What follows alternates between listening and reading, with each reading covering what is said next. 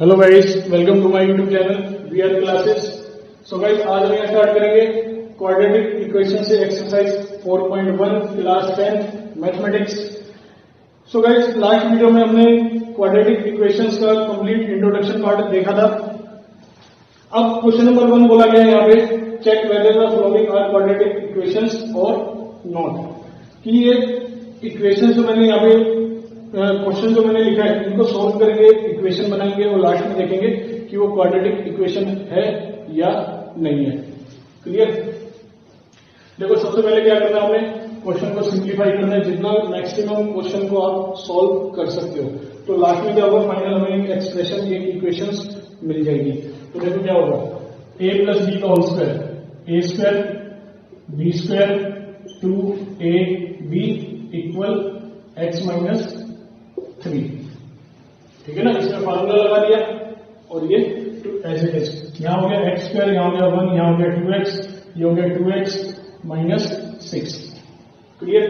इसके बाद देखो एक्स स्क्वायर प्लस 2x, सारी वैल्यू एक तरफ, एक्स स्क्वायर प्लस 2x, ये वाला 2x इधर आ गया माइनस का, प्लस 1 माइनस का 6 इधर आ गया प्लस का। तो क्या आ गया, x square plus minus cancel, 6 और 1 7। सो गाइस, क्या हुआ, देखो यहाँ पे पावर हमें क्या आ गई 2, मैक्सिमम वेरिएबल की पावर क्या 2। तो क्या लिखेंगे, so it is in the form of quadratic equation. बात समझ आ गई? तो आपने क्या करना है, क्वेश्चन को सिंप्लीफाई करना है, जितना मैक्सिमम सॉल्व कर सकते हो आप करो। लास्ट में जो फाइनल इक्वेशन आएगी उसमें आपने देखना पावर क्या हमारी 2 है या नहीं है। अगर मैक्सिमम वेरिएबल की पावर 2 आ गई तो वो क्वाड्रेटिक इक्वेशन होगा। इस क्वेश्चन को देख लेते हैं। बाइनोमियल टर्म को बाइनोमियल से मल्टीप्लाई करना है, तो ये क्या मेरा x प्लस 1 इस तरह से करेंगे ना। ठीक है, और यहाँ पे क्या x, इसको मल्टीप्लाई करेंगे x प्लस 3 से, यहाँ है माइनस 1 x प्लस 3। क्लियर? तो यहाँ पे क्या हो गया, एक्स स्क्वायर, x को 1 से 2 किया x, माइनस का 2x, 2 1 2, x square 3x minus x, और इसको क्या मैंने minus 3। Clear? X square plus minus minus, minus का x आ गया, x square 3x minus x 2x आ गया। वैल्यू एक तरफ ले लेते हैं इस तरह से, सबको RHS को LHS में ले आए, सबके साइन चेंज हो गए, ये कैंसिल हो गया, x minus minus minus plus, minus x minus 2x 3x minus 2 plus 3 कितना हो गया 1। देखो यहाँ पे वेरिएबल की पावर 2 नहीं आ रही, so it is not in the form of quadratic equation। Clear? तो इस तरह से हमने क्या किया, क्वेश्चन को पहले सॉल्व किया जितना हम मैक्सिमम सॉल्व कर सकते थे। लास्ट में जो फाइनल आंसर आया, इक्वेशन आई, जिसमें हम पावर देख के बता सकते हैं कि एक क्वाड्रेटिक इक्वेशन है या नहीं है। सो गाइस, नेक्स्ट क्वेश्चन है क्वेश्चन नंबर 2, जिसमें बोला गया कि इस वर्ड प्रॉब्लम को आपने क्वाड्रेटिक इक्वेशन की फॉर्म में रिप्रेजेंट करना है। इस वर्ड प्रॉब्लम को आपने क्वाड्रेटिक इक्वेशन की फॉर्म में रिप्रेजेंट करना है। क्लियर? तो देखते हैं कैसे होगा सॉल्यूशन। क्वेश्चन में बोला गया area of rectangular plot is 5 to 8। तो मैं यहां लिख लेता हूं, एरिया हमें गिवन है, area of rectangular plot is 5 to 8 meter square, ये हमें गिवन है यहां पर। ठीक है, length of the plot is 1 more than twice its breadth। Length क्या है, 1 more than twice its breadth। Breadth के ट्वाइस से 1 more, तो ऑब्वियस है ना। पहले आप क्या करोगे, लेट करोगे ब्रेथ x मीटर, लेंथ क्या होगी 1 more than twice, तो पहले ट्वाइस हो गया 2x, 1 more प्लस 1 मीटर। बात समझ आई, ट्वाइस 2x 1 more प्लस 1। तो एरिया ऑफ रेक्टेंगुलर प्लॉट क्या होगा, L इंटू B, इस तरह से होगा। तो एरिया लेंथ कितना हमारा 2x प्लस 1, B कितना हमारा x। क्लियर? तो ये क्या बन गया 2x square plus x 5 to 8 meter square. तो क्या होगा 2x square plus x minus 5 to 8। Clear? अब देखो क्या हुआ, क्वाड्रेटिक इक्वेशंस बन गई। यहाँ पे 5 to 8 इधर आगे आ गया 0 आ गया, तो यहां से मैं इसको 5 to 8। क्लियर? अब क्या हुआ, कि 5 to 8 इधर आके क्या हो गया, माइनस का हो गया, तो ये क्या बन गई मेरी क्वाड्रेटिक इक्वेशन की फॉर्म में बन गई ना। तो यहाँ पे मैं लिख सकता हूँ, पहले रिप्रेजेंट करना था, तो ये हो गया हमारे क्वाड्रेटिक इक्वेशंस की जो फॉर्म आ गई 2x² + x - 5 to 8 = 0। क्लियर। इसी तरह से ये क्वेश्चन नंबर 3 है हमारे पास, the product of two consecutive integers. Solution बताइए आपको, let two positive consecutive integers क्या होंगे, x and x + 1। करें इनका प्रोडक्ट, तो प्रोडक्ट इस तरह से तो लिखोगे आप x + 1, ठीक है ना। और यहाँ पे आपको लिखना पड़ेगा अकॉर्डिंग टू क्वेश्चन। तो x और x² x 306, x² + x - 306। Clear, बात समझ आई। तो ये भी क्या होगी, इंटीजर्स होंगे, ठीक है। और इंटीजर्स हो गए तो ये हमारे क्या हो गए, क्वाड्रेटिक इक्वेशंस की फॉर्म होगी, ठीक है। तो क्वाड्रेटिक इक्वेशंस की फॉर्म में आ गया, तो ये हमारी होगी क्वाड्रेटिक इक्वेशन इस तरह से। क्लियर। सो गाइस, नेक्स्ट क्वेश्चन है हमारा क्वेश्चन नंबर 2 का थर्ड पार्ट। पहले हमने क्वेश्चन नंबर 2 का फर्स्ट और सेकंड पार्ट किया था, तो उसको आप करेक्शन कर लेना, क्वेश्चन नंबर शायद गलत लिखा गया है। तो क्वेश्चन नंबर 2 का थर्ड पार्ट है, Rohan's mother is 26 years older than him. कि रोहन की मदर रोहन से 26 इयर्स ओल्डर है। देखो, हमें रोहन की एज पता होगी ना, तभी हम मदर की एज निकाल पाएंगे। तो हम यहाँ क्या करते हैं, Rohan's age be x years, तो प्रेजेंट एज है ये, रोहन की प्रेजेंट एज। क्लियर। मदर की एज क्या होगी, 26 इयर्स ओल्डर है, 26 इयर्स ओल्डर, तो x में 26 प्लस करेंगे, 26 इयर्स ओल्डर का मतलब 26 साल बड़ी है, तो इसलिए मैंने यहाँ पे क्या किया, x + 26। तो यहाँ देखो आगे क्या बोला गया, the product of there edges 3 years from now, after 3 years, 3 साल के बाद। कह रहे 3 साल के बाद उनकी एज का जो प्रोडक्ट है वो 360 हो जाएगा। तो 3 साल के बाद रोहन की जो एज होगी क्या हो जाएगी, x + 3, और मदर की एज क्या हो जाएगी, x + 26 + 3, x + 29 years। बात समझ आ रही है। अब क्वेश्चन में क्या बोला गया, 3 साल बाद जो एज है, 3 years from now, the product of their age 3 years from now. 3 साल के बाद जो एज आई, ये वाली आई और ये वाली आई, तो कह रहे इनकी एज का प्रोडक्ट, तो इनको हम क्या करते हैं, प्रोडक्ट कर देते हैं। तो ये प्रोडक्ट कितना है, 360। बात समझ आ रही है ना।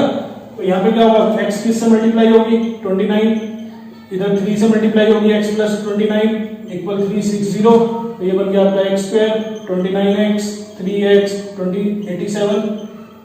समझ आ रहा है, 3x 3 × 29 87। तो ये हो गया आपका 32x 87, ये इधर आके माइनस का, तो क्या बन गया, प्लस माइनस 3, 15 में से 8 गया 7, 273। तो ये होगी हमारी क्वाड्रेटिक इक्वेशंस। ये था हमारा सेकंड क्वेश्चन का थर्ड पार्ट।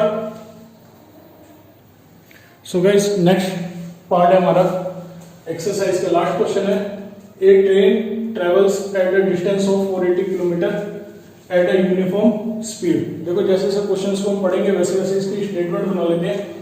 एक ट्रेन है, ट्रेवल करती है डिस्टेंस ऑफ 480 किलोमीटर। देखो डिस्टेंस आ गया हमारा 480 kilometre at a uniform speed. अब स्पीड हमें नहीं पता, ठीक है। If the speed had been 8 km/h less, speed करें 8 km/h कम हो जाती है, तो स्पीड तो हमें नहीं पता, तो हम यहाँ क्या करते हैं, लेट कर लेते हैं स्पीड लेट कर ली हमने, कितना, x km/h। तब तो स्पीड आप कम करोगे। अगर स्पीड हमारी 8 km/h कम हो गई तो क्या होगी, x - 8 km/h। बात समझ आ रही है। स्पीड हमारी क्या है, x, अगर 8 km/h कम होगी तो क्या हो गया, x - 8 km/h। तो यहाँ पे देखो क्या बोला गया था, एक ट्रेन 480 किलोमीटर का डिस्टेंस कवर करती है यूनिफॉर्म स्पीड से। तो यहाँ पे मैं लिखता हूं लेट यूनिफॉर्म स्पीड। बात समझ आई। फिर कह रहे 8 km/h कम हो जाती है, तो हमने 8 km/h कम कर दिया। Then it would have taken 3 hours more to cover the same distance. देखो ये क्वेश्चन दो पार्ट में डिवाइड हो गया। अगर पहले स्पीड x है तो 480 किलोमीटर का डिस्टेंस वो कवर करती है।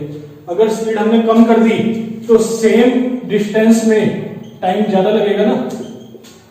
हमने क्या किया, पहले डिस्टेंस देखो दोनों में सेम है 480 480, यहाँ पे स्पीड क्या x, यहाँ पे स्पीड क्या है 8 किलोमीटर कम होगी। कह रहे जब इसकी स्पीड कम हो जाती है, इसकी स्पीड कम हो जाती है तो ये कितना टाइम ज्यादा लेती है 8 kilometre per hour less, sorry 3 hours मोर। मतलब अगर कोई ट्रेन मेरी x किलोमीटर की स्पीड से चल रही है और उसकी स्पीड में 8 किलोमीटर कम कर देता हूं, ऑब्वियस है ना स्पीड कम करेंगे तो टाइम ज्यादा लेगी। ठीक है, तो यहाँ पे दो ट्रेन होगी, एक तरह से हमारी एक ही ट्रेन है अलग अलग स्पीड से चलती है, तो इसलिए मैं इसको दो ट्रेन भी मान सकता हूं। ठीक है, तो यहाँ पे टाइम का फार्मूला आ गया हमारा डिस्टेंस अपॉन में स्पीड, तो डिस्टेंस है 480 बाई x। मतलब क्या मीनिंग हुआ इसका कि अगर स्पीड x है, 480 किलोमीटर का डिस्टेंस है, तो टाइम कितना लगेगा 480 by x, distance upon speed. अब स्पीड को क्या किया मैंने, कम कर दिया, कम किया तो कितना हो गया x माइनस 8। ठीक है ना, स्पीड क्या होगी मेरी x माइनस 8, तो डिस्टेंस कितना है 480 किलोमीटर। तो यहाँ पे टाइम कितना लगेगा 480 अपॉन में x माइनस 8 आवर। बात समझ आ गई कि पहले जो स्पीड थी हमारी x थी, डिस्टेंस वही है, कह रहा स्पीड को कम कर दिया, डिस्टेंस तो वही रहेगा।